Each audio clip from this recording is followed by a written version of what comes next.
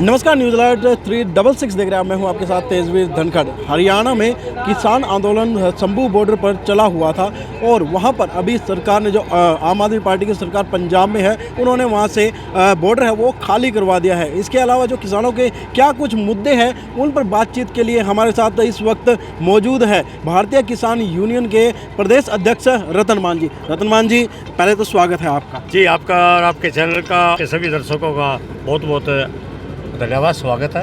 तो अभी जो लेटेस्ट की बात कर लेते हैं, शंभू बॉर्डर और खनौरी बॉर्डर पर अभी किसान बटा दिया गया है। आम आदमी पार्टी की सरकार है, वो पहले भी सपोर्ट में थे, कहीं ना कहीं दिल्ली में भी, तो वो हटा रहे हैं। तो क्या लग रहा है इसमें?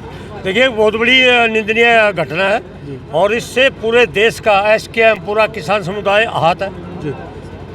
और ये इस तरह की कार्रवाई करना लोकतंत्र में सही नहीं है और इसके लिए पूरा एसकेएम भारत पूरी नज़र बढ़ाए हुए है। और हमारे जो पंजाब का एसकेएम है वो 26 तारीख को चंडीगढ़ में इकट्ठा हो रहे हैं और हरियाणा भी इसके लिए पूर्ण रूप से तैयार है। और हम ये कहते हैं कि जो हमारे नेता गिरफ्तार हैं उनको तुरंत रिहा करो। डर क्यों रही है सरकार गिरफ्तार करके? और जितना वो सारे जो ट्रैक्टर हैं, गाड़ियाँ हैं, जो भी है, उनको उनको उनके घर पहुँचाए, छोड़ा जाए उनको। और सरकार ने इसमें माफ़ी मांगे। इसमें आप पार्टी की तो वहाँ सरकार है, लेकिन केंद्र भी इसमें शामिल है। ये सब कुछ केंद्र के सारे बात, वहाँ केंद्र के मंत्री की रणनीति अब क्या कुछ तैयार करा है एसकेएम या फिर भारतीय किसान यूनियन हरियाणा? बिल्कुल, हमारा जो एसकेएम भारत है पूर्ण रूप से तैयार है। 26 को वो पंजाब के साथी हमारे जा रहे हैं सभी, और उसके बाद फिर पूरे भारतवर्ष की मीटिंग बुलाई जाएगी और उसमें निर्णय लेंगे। ना हम डरे हैं, ना थके हैं, ना झुके हैं। जी। और इससे भी ज़्यादा प्रबल आंदोलन ये मजबूती से होगा। हम सभी साथी, हमारी भी ये सभी साथियों से अनुरोध है कि सभी इकट्ठा होकर के हमें सरकार के खिलाफ खड़ा होना पड़ेगा। अब एक जो कृषि विपणन नीति का प्रारूप है वो भी कुछ लेकर आ रही है सरकार, उसको लेकर भी किसान यूनियन काफ़ी प्रदर्शन कर रही है। ज्ञापन भी आप लोगों ने पीछे सौंपे थे, क्या कुछ रहा? वो आ चुका है।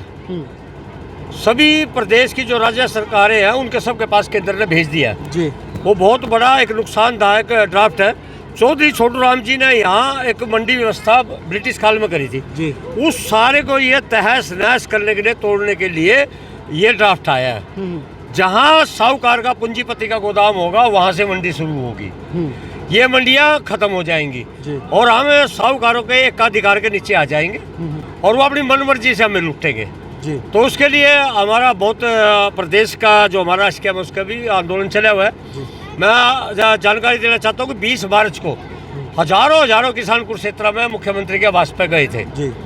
वहाँ बैरिकेड करके किसानों को रोका गया और हमने वहाँ उनका जो प्रतिनिधि था उसको ज्ञापन दिया है। हम कहते हैं कि मुख्यमंत्री, इसको आप रिजेक्ट करो और इसको रिजेक्ट करके केंद्र को वापस लौटा दो। और अगर आपने इसको पास करने का कोशिश किया तो किसानों का हित होगा और आंदोलन इसमें मजबूत होगा। किसी और राज्य ने भी रिजेक्ट किया है इनको? हाँ, पंजाब सरकार इसको रिजेक्ट कर चुकी है, विधानसभा में रिजेक्ट कर चुकी है। और हम कहते हैं कि अपना भी फैसला हरियाणा का चला तो आप इसको रिजेक्ट करो जी।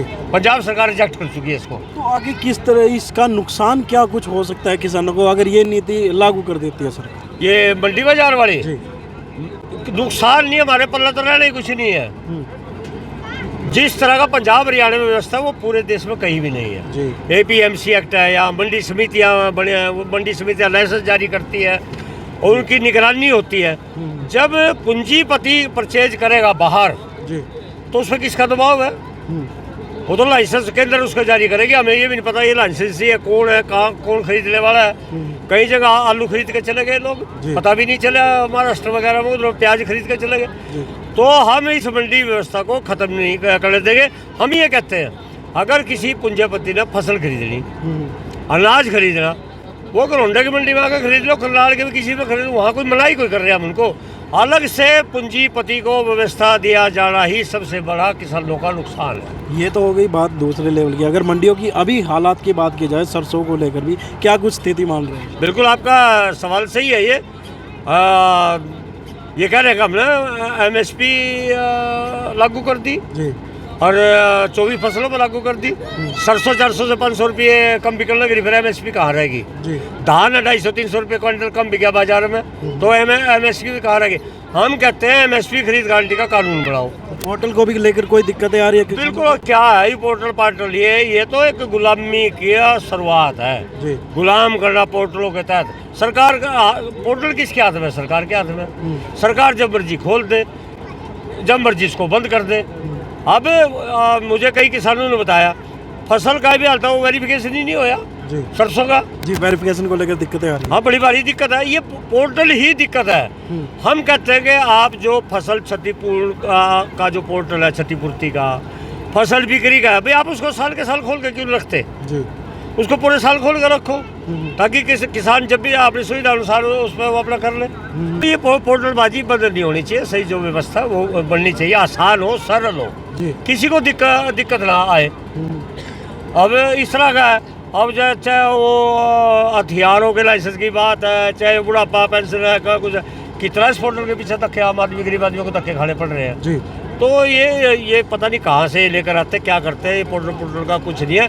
हम कहते हैं कि जनता के समाधान की बात करो, अच्छे कानून बनाओ, अच्छे जनता के लिए हित में काम करो आप। बिल्कुल, जनता के हित में काम करें और अच्छे कानून बनाए ताकि किसानों को किसी तरह की दिक्कत न हो। ऐसे में जो किसान यूनियन है वो लगातार किसानों की हितों की आवाज़ उठाती आ रही है। आगे क्या कुछ होने वाला है, क्योंकि शंभू बॉर्डर और खनौरी बॉर्डर को लेकर जिस तरह की बातें सामने आई है, जिस तरह से बॉर्डर खुलवाए गए हैं, उसको लेकर SKM या फिर भारतीय किसान यूनियन किस तरह से कदम उठाती है वो भी देखने वाली बात होगी। फिलहाल जो भी दर्शक खबर देख रहे हैं साथ ही साथ शेयर करें, चैनल को फॉलो और सब्सक्राइब करना ना भूलें। नमस्कार।